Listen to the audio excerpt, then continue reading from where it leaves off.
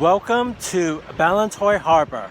We're starting a tour of the Antrim coast heading down into Belfast, so let's get started!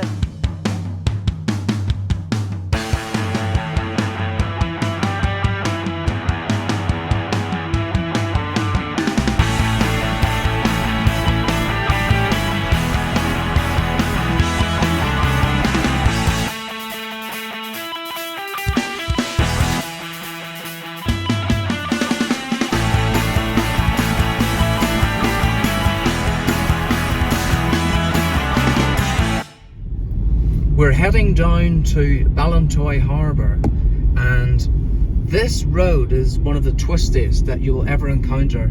And I can remember coming down here with my parents like from a very, very young age. It's one of the places that we used to come to on a Sunday.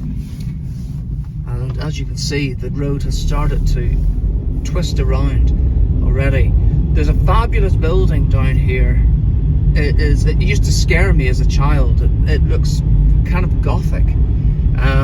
It's all squares and towers and everything on the right hand side coming up, and I'm sure it's worth quite a pretty penny as well. Back in the day, we used to sound the horn going round the corners, or if it was getting dark we'd flash lights and stuff. But I think people know how to look after themselves on this road. So we come down. Oh, I think I can see that house coming up. Is that it? Twisty, twisty. Fabulous views of the Atlantic Ocean from here, of course. And Ballintoy Harbour is also the location for the Iron Islands, is that right, Paul? It was used in Game of Thrones, so we'll see that. There we go, you see that house over there, that white building. We'll get a better view of it as we go around yet another twisty corner.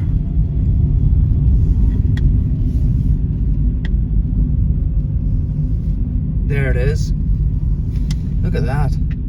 I don't even know if Gothic's right, but it's just bizarre, isn't it? It's like a little mini castle. Wow. I have to say, it's easier going down than it is coming back up again on this road. And we twist around, and you can see the harbour down there. My father used to have a boat which was down here, so we would come down and have a look at that, and he'd paint it. I'm not sure if it was ever taken out into the sea, but I was never in it.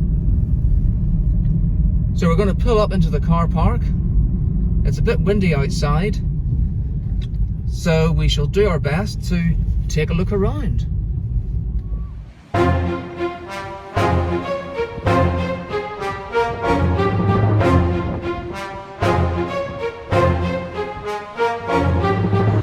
Game of Thrones. Oh wow, Iron Islands. Isn't it funny, because we are in Northern Iron and these are the Iron Islands? I guess that's why they named it the way that they named it. Well, possibly.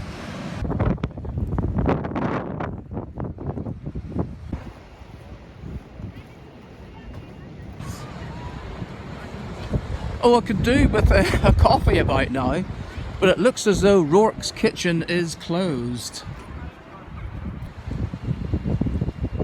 Wow, look at the crashing waves.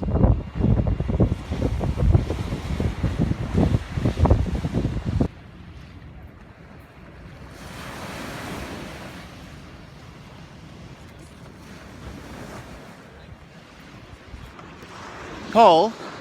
Yeah? Shall we walk up to the top of this viewing platform? Yes, let's mind the traffic. I remember going up there as a child, and I just thought it was fantastic to be able to walk up these steps and catch an absolutely amazing view of the waves below. Watch your step.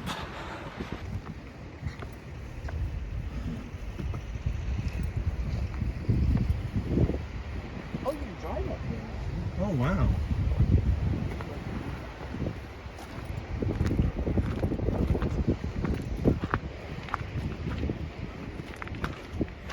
remember this. Do you? Yeah. I remember this. Picnic table. Oh, my breath. Fantastic views. Look at that. A little sign showing the Causeway Coastal Route, Ballintoy.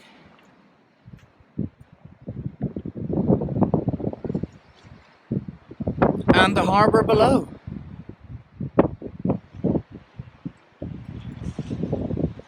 Shall we go into the cave?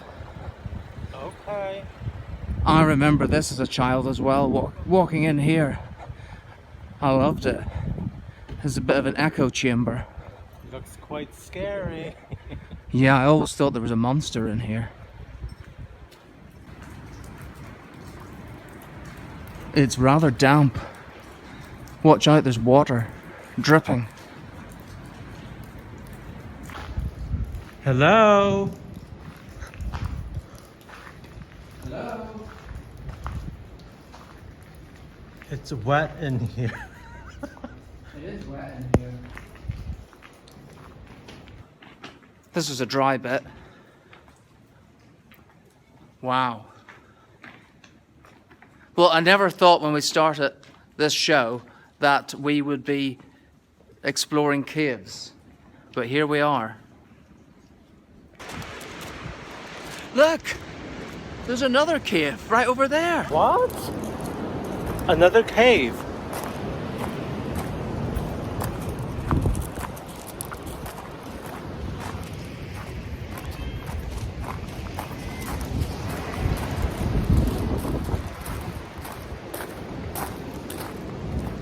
Let's see what's in there. Oh, wow. Ooh! This one's quite scary. We can't actually go in here any further because it turns into a lake. Wow, look at this. Oh my gosh. I think this one's scarier than the other one because it goes round the corner and you can't really see beyond that. I mean, you can't get in because it's wet. It's about maybe, well, I'd reckon it's about a foot deep there, but who knows how deep it gets when you go in. Is there any other caves you have in mind? Well, I don't remember a third one, but anyway, as we head back into the light, I think it's time that we headed off to our next destination. But first, one last look at the sea. Right, Marcus? Sure.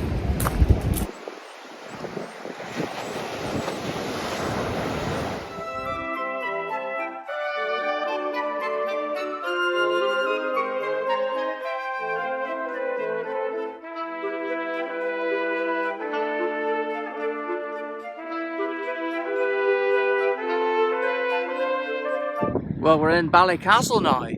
It's the gateway to Rathlin Island. We've been there before and the seas can be rather choppy, so we're not going to make that voyage today. But it is a lovely town itself and it's most famous probably for the Owl Lammas Fair, which takes place on the August bank holiday each year. Ah, drat. The wind got the better of us once again. What I went on to say was that when I come to Ballycastle, I always indulge in my favourite ice cream, which is a Mr. Frosty. Here he is, Mr. Frosty, or today maybe he should be renamed Mr. Frostbite. It's from Dale Farm, which is a Northern Ireland ice cream company, and it's a vanilla milk ice lolly. So let's tuck into this. Oh yes.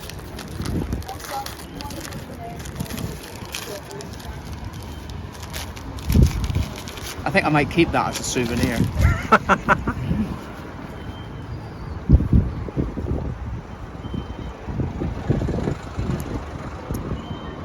Oh, this takes me back. It's milky. Is it? It is. It's creamy, but it doesn't taste like ice cream because it's an ice milk lolly, so it tastes more of milk than it does of ice cream. This was one of several lollies that I used to get. Another one was an orange one called Quencher. I think it had vanilla ice cream in the middle, and it had like an orange iced exterior on it. And there were others. Oh, Joker! Oh, the Joker! Yes, it's all coming back now. I think we might just have to make another trip over here to get through all the ice creams.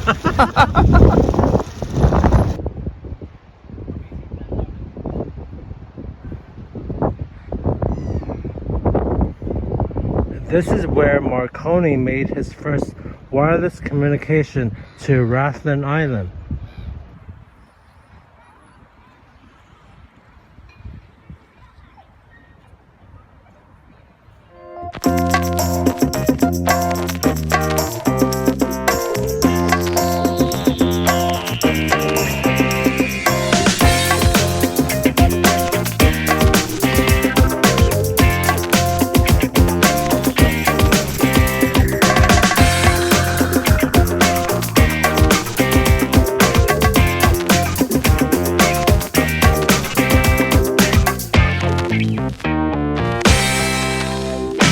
Well, we stopped off in Cushendun, and it has been many, many years since I've been here.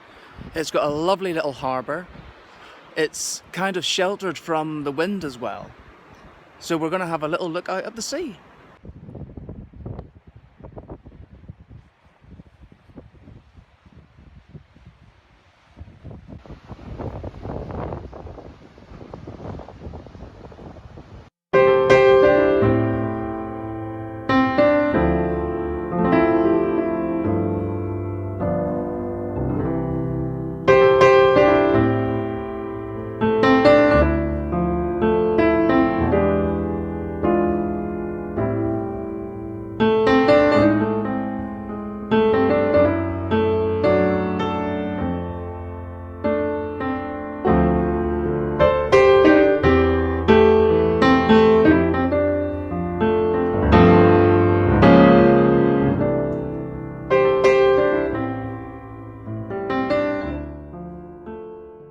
Shall we go in for a coffee?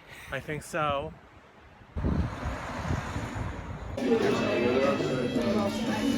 Well, Marcus, looks like we're having a bit of a snack. Don't you think? Absolutely. It looks delicious. Now it's time to tuck in. There we go. Thank you.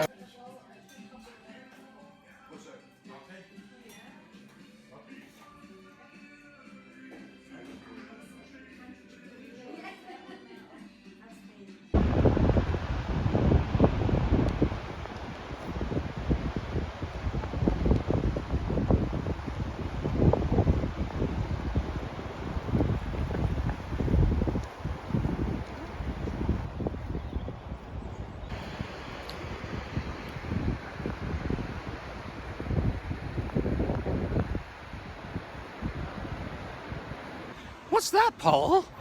It's a ram! And look, it's wearing a hat. Oh, is it? Yeah, it must be feeling the chill. Oh my gosh, I love Cushendun.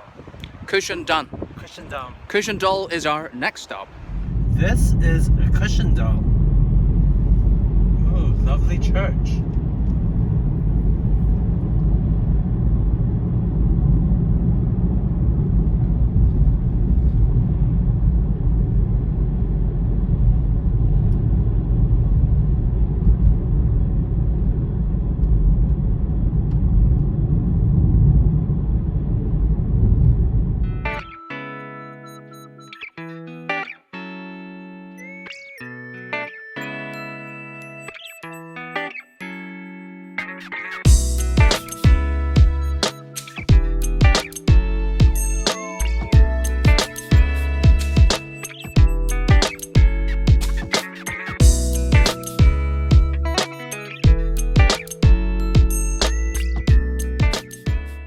The thing I always remember about Cornhill is this little bridge that goes over the main street, and I've never been on top of it. I've seen some people walk across, so this is going to be a first for me. Let's go!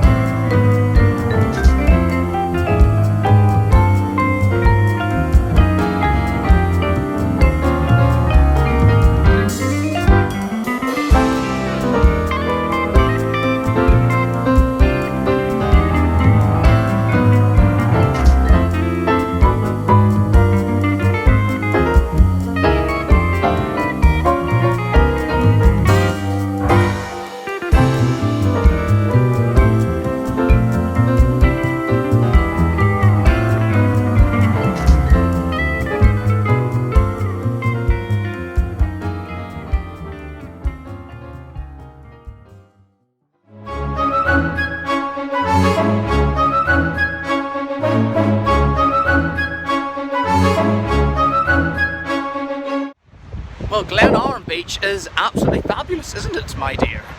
Yes, it is.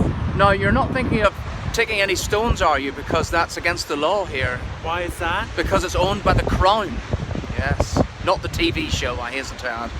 But there is something that you can take away, because I think this is a really great initiative, but they want members of the public who use the beach to pick up pieces of litter and take it away somewhere where it can be dumped properly. That's just fantastic, isn't it? Definitely.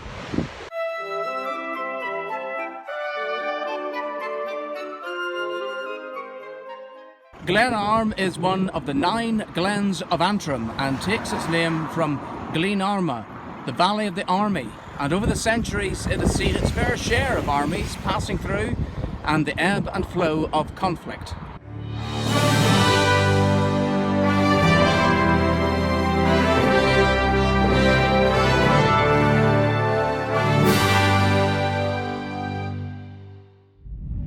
So here we are in Larne Town Centre.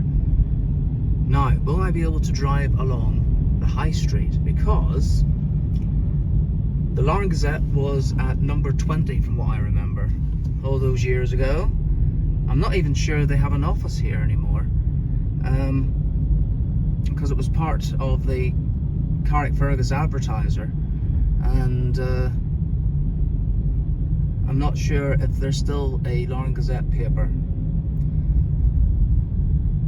But I do remember this High Street. Looking out for the number 74 there. So it was on the right hand side.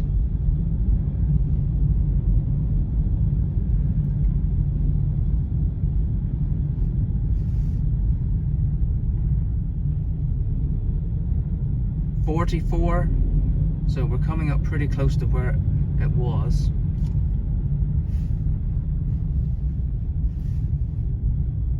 Oh, there's your favourite store, Paul, Deviate. It was around about here somewhere. Do you see it? Well, it was one of these ones. I think it was this one here, the pot where it says pop-up shop. I am almost convinced that is where it was. Oh look, Ballantyne's. That's really interesting, because there was one of those in Ballymoney and my mother used to go there. I wonder if it's part of the same group. Okay, well, it's bye-bye to Larne, and we're off to Carrickfergus next.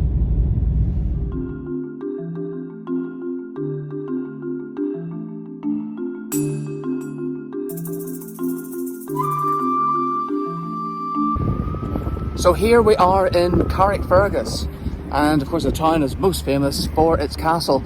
And I can remember as a child going on a school field trip, and it was, I think, the first time I was ever on a double-decker bus. I was so excited, and we've been back here a few times before, so it was nice to look around.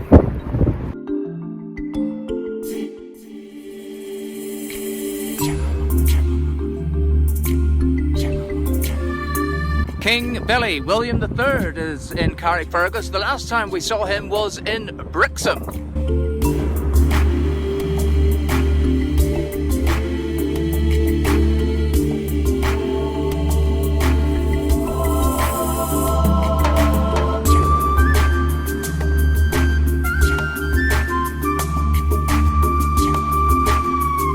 Well, I had absolutely no idea that Fergus, the first king of Scotland, gave Carrickfergus its name. You learn something every day on this show.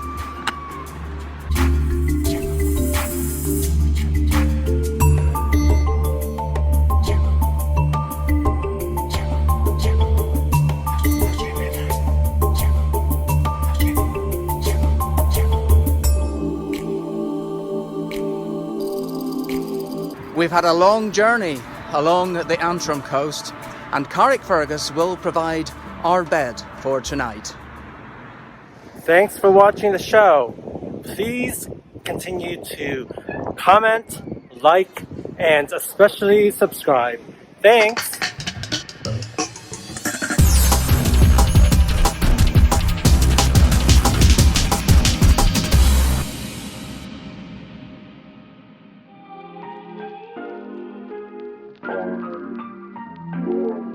What's it like being in Belfast, Marcus? Well, I'm ashamed to say that I haven't actually walked around Belfast for 20, 25 years probably. I know. It's terrible, isn't it? I've been to parts of it, but not around the city centre.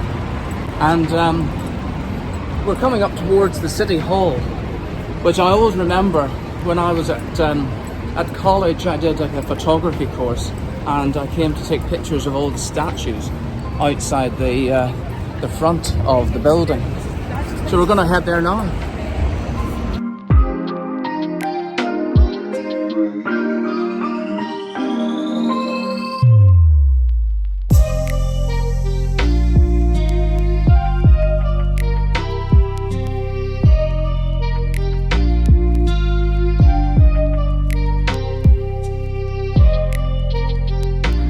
Queen Victoria, we meet you yet again. How many times have we bumped into? 5 times? Oh, several times. Abingdon,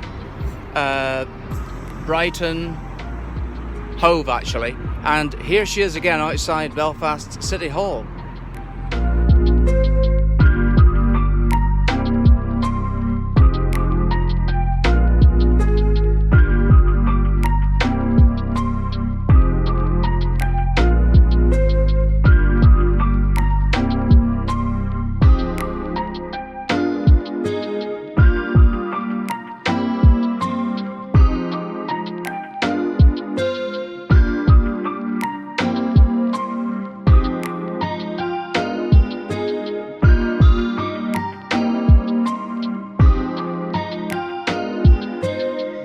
Sir Edward James Harland, one of the founders of the Harland and Wolff shipyard. The City Hall also has a memorial to the Titanic disaster. Titanic Memorial Garden is a permanent tribute to over 1,500 passengers and crew who died after the ship struck an iceberg and sank in the North Atlantic during its maiden voyage in April 1912.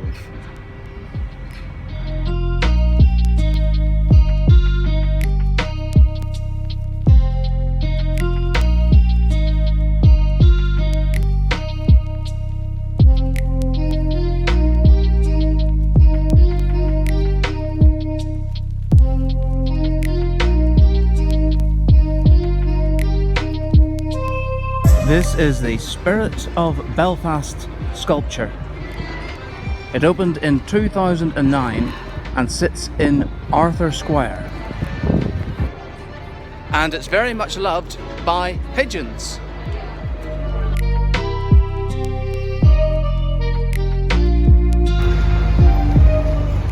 It's John's!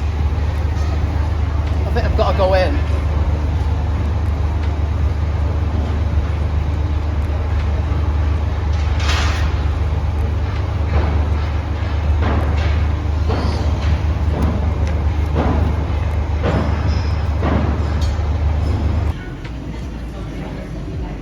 You're a doorstop. Hey, that's very, very rude. And this one says welcome. Irish mammy.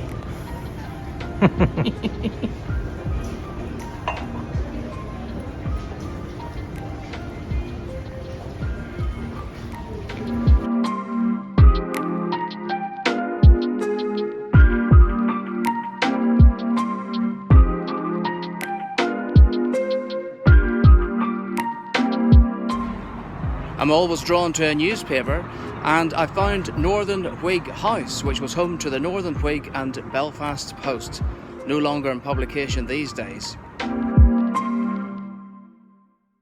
Wow, Marcus, I am really loving exploring these different parts to Belfast. And we're now going to head down to St Anne's Cathedral because you love the architecture I sure do. of cathedrals, don't you, Paul? Yep, so let's get going.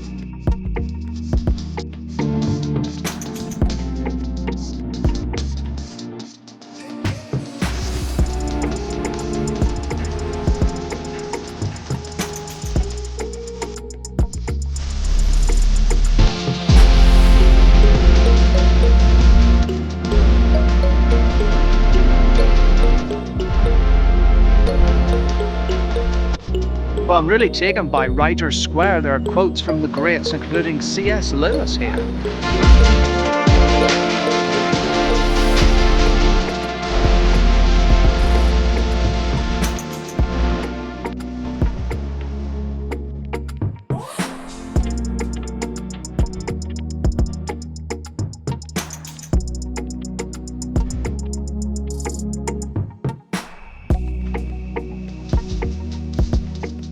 Well, I think this is the regenerated area that we keep seeing on the news when we manage to tune in to BBC Northern Ireland broadcasts. They all seem to interview down here, and I think this is somewhere that is going to be on the list for next time. Commercial Court. Need to come back. We need to come back.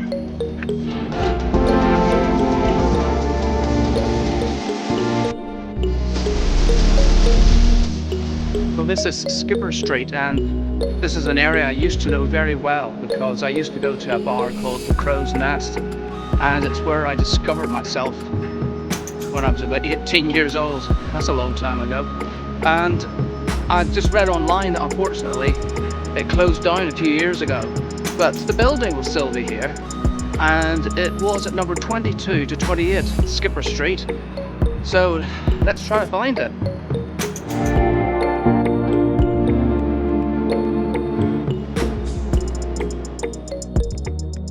Well, alas, there is no sign of it today.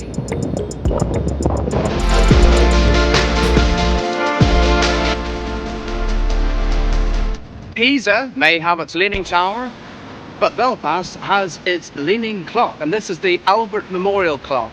It is actually leaning, it's not just my very wonky camera work.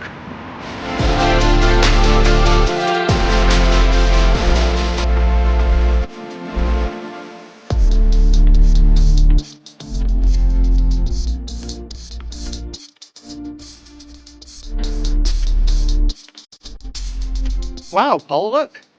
St. Malachy's Church. Wow, amazing. And we believe that it was designed by the same architect as the Crown Pub. In 1844. It's magnificent. It looks more like a castle, I have to say, It than does, because a of church. the towers. Oh, let's get wet so we can have a good view of it.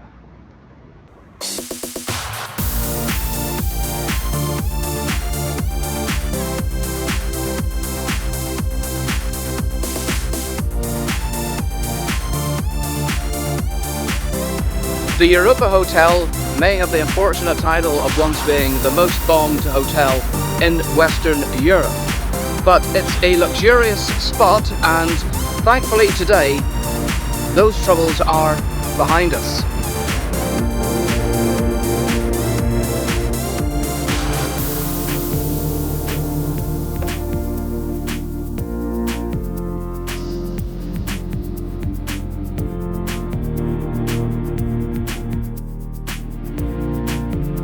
The Grand Opera House has been in Belfast providing entertainment since 1895, at least that's what the sign outside it says, and there are some great productions to come in the weeks and months ahead, aren't there, Paul? There is Jersey Boys and Mamma Mia. Ooh, Mamma Mia, we all like a bit of ABBA, don't we?